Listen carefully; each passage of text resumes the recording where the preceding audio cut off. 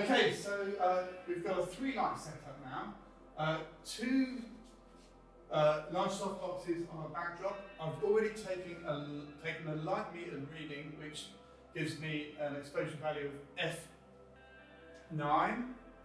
Okay, so I've taken the modelling lamps off also because that's distracting for the purposes of this. So if I compose, take a shot, what we will see is that the subject itself is in silhouette, which might be quite an interesting effect, but the backdrop now has much more illumination on it. Okay, so if I now turn on our key light, which is our main light, remember to turn the generator off before you put another light in. Turn that on and set up the modelling lamp. So I've positioned my light just to illuminate the subject. The other two lights are the same. So I am hopefully going to get a reading of around about F8.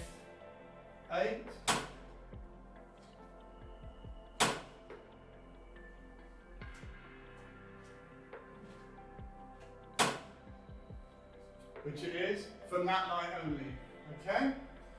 So if I now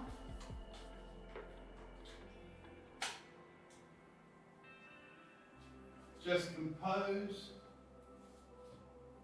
my subject to stop it spinning, the light's positioned on it, I can now take a shot where hopefully we've illuminated our subject, but the background is brighter also. Okay, so we can make adjustments by moving the lights closer to or further away.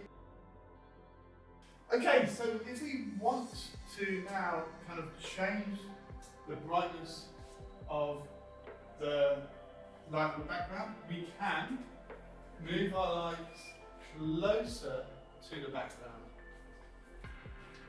Within reason, and it should hopefully just give us a bit of a brighter background. So if I now take a shot like this, I can see that the background's brighter still. Okay? And if I was happy with that, which to be honest with you, I'm never happy with the photographs I'm taking until I'm really happy with them, but I can now experiment with moving our key light, so changing the angle to make it closer and coming in from the side will offer a different lighting effect than perhaps if I was to go straight on and move it back. Obviously if we move it back there's going to be less light, but I think it's important just to encourage a bit of experimentation. When you've got your basic setup ready, you can tweak things, move things, be playful within reason. And then once you've kind of nailed the look that you're after, you can then happily use that for the rest of your shoot.